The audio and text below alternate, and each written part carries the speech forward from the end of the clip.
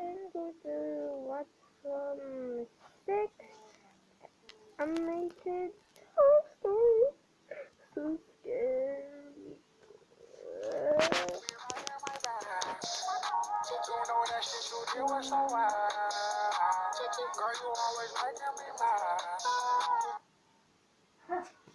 Why dismiss yourself here?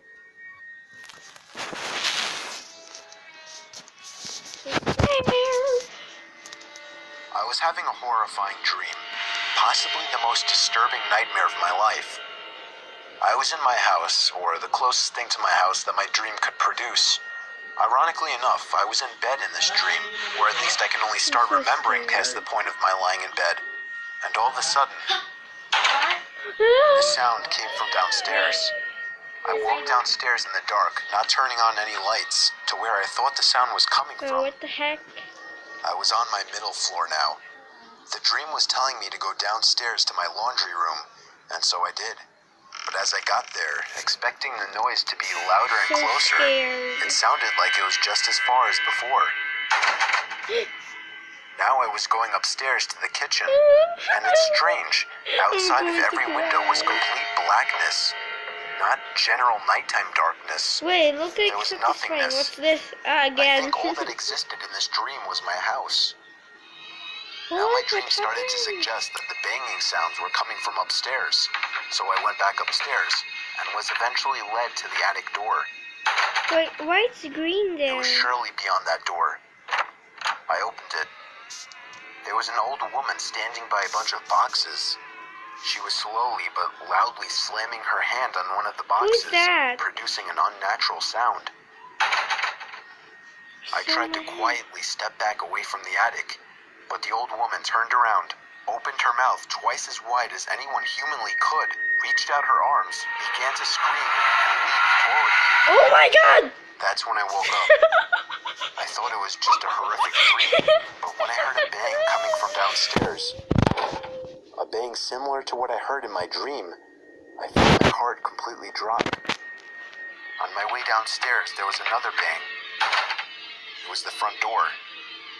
I got the butcher knife from my knife holder in the kitchen and crouched behind the door. I was waiting for the next time he would pound on the door, and I would warn him to go away. I waited for a good minute in silence, and finally decided to take a quick look through the window. There was somebody standing in my driveway. I couldn't tell if he was facing me or looking at me or not, but he was surely the one who was pounding on my door at 4 in the morning. He walked away down the sidewalk moments after he must have noticed me. The pounding on my door was the kind of pounding you would expect from someone trying to break in a door, not to get a house owner's attention. I thought it was just crazy and horrifying that the pounding and banging from this potential robber or killer didn't wake me up. Rather, became the key point to a horrifying dream. Okay. That's so scary. Oh gee. I was so happy. Next. What's this? Hey, I know that. It's Ever since I can remember, we've always had one of those old vintage Parker Brother Ouija boards Is this in our again? closet collecting dust. When I was a kid, I always wondered what it was. From the box, it seems like a horrible board game. Until one day I found out what a Ouija board really is, and immediately dug it out of the closet. So it's so scary, you can't do that. Trying it out with me, and eventually got him to play along. OMG, is that his parents? We put our hands on the planchette, and I began asking the typical questions like, is there anybody there? And can you answer me? Other than my brother jokingly moving the planchette around to imitate an answer from some kind of entity, there was no real response. After getting bored, we put the game back in the box. I did a little research that night to find out how to make Ouija boards work.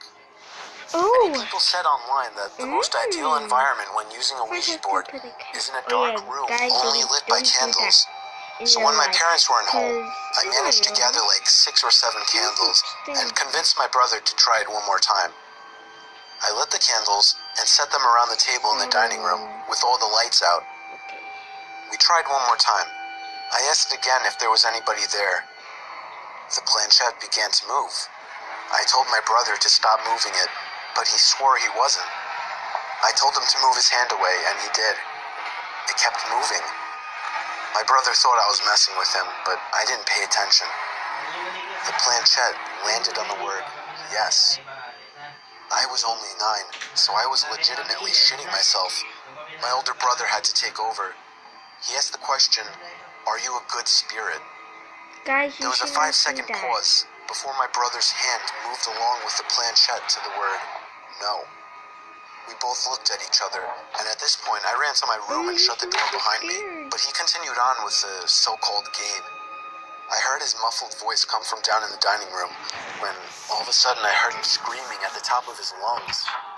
I ran back downstairs to see what was wrong. He was holding up his shirt, revealing a small open wound that almost What looked like happened? a claw mark. He told me to set the fireplace immediately, and I obeyed. He threw the thing in the fireplace and told me to never speak of what happened to anybody. We have never used a Ouija board since. Oh my god. What's next? This is so scary. I'm so scared. I was looking for a car to buy for my son for his 18th birthday. I was searching all the typical car websites, Cars.com, eBay Motors. They were all overpriced as expected. Craigslist was the only place to find an actual deal. About a week into my search, I found an 03 Toyota Camry. It had 67,000 miles, What? no accidents, no damage, and good condition Lol. for only 3,500.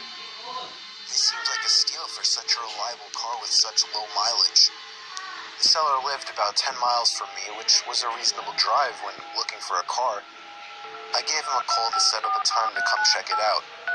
The man sounded normal on the phone. He assured me that there were absolutely no problems with the car. He introduced himself as Bob. I brought along $3,500 in cash, even though I planned on wiggling down the price as much as possible.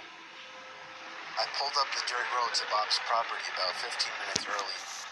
It was a tiny little house with a decent-sized property, only because it was a bit far from the nearest neighbors.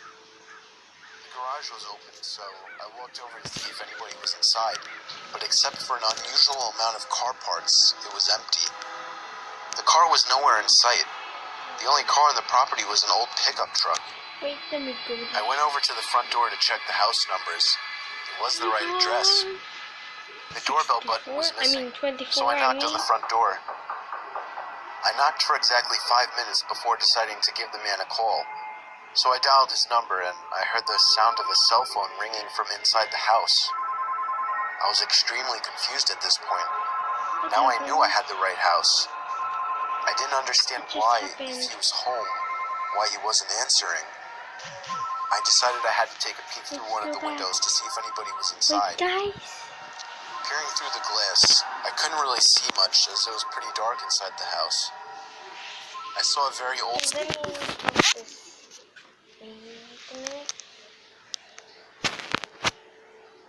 fashioned dining room set, but across from that, I saw somebody standing at the back door of the house, staring outside.